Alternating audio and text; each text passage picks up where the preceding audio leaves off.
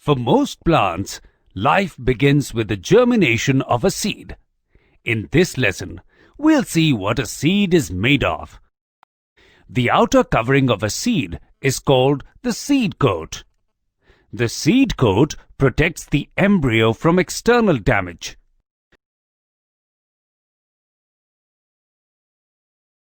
The tissue that surrounds the embryo is called the endosperm. The endosperm provides the embryo with nutrition. The cotyledon is the seed leaf that develops from the seed after germination. The embryo is where life starts within a seed.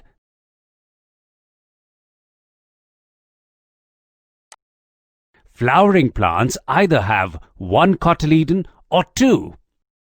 The seeds that have only one cotyledon are called monocots. The maize seed is a monocot. Some seeds have two cotyledons and so are called dicots. The bean seed is a dicot. The difference between monocots and dicots can be seen in the leaves of the plant. Let's see how a seed grows to be a plant. The process by which seeds start to grow is called germination. Certain conditions are necessary for germination to take place. The four essential things that provide the right condition for germination are water, oxygen, light, and heat. When a seed receives all these four elements, it starts to germinate. First, the seed absorbs water from the ground. The water dissolves the food that is stored inside the seed. The dissolved food releases energy, which in turn causes the embryo to grow inside the seed. As the embryo gets bigger, it breaks the seed coat, which is already softened by the water. The root is the first part of the plant that comes out of a seed. As the root grows downwards, it acts as an anchor for the seed to remain fixed inside the ground and not get washed away by water. The cotyledon is the next part to emerge from the seed. The cotyledon contains a shoot which starts growing upwards towards the surface of the ground. As soon as the shoot reaches the surface of the ground, it receives heat and light from the sun and starts producing its own food. The leaves of the cotyledon then turn green. As the plant grows bigger, it doesn't depend on the seed for food anymore. It now produces its own food and in turn produces more leaves. When the plant is mature, it starts to produce seeds of its own. These seeds will eventually be scattered, leading to their germination, thus beginning the whole process again. Nature provides every seed the best possible chance to survive. So, seeds don't just fall off the plant to germinate, as there may not be enough space around the plant for all the seeds to grow to be plants.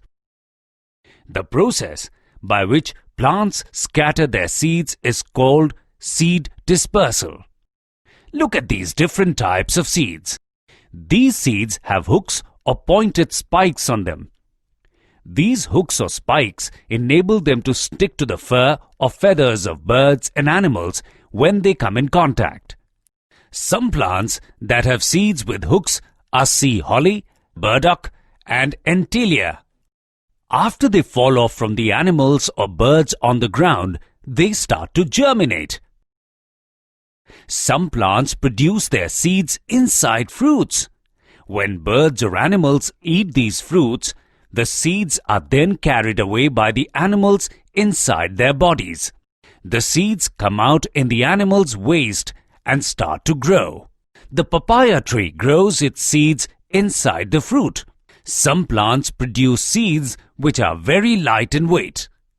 These seeds get dispersed from the plant even by a soft breeze. Seeds of the dandelion are very light in weight. Some seeds are not only light but also have wings.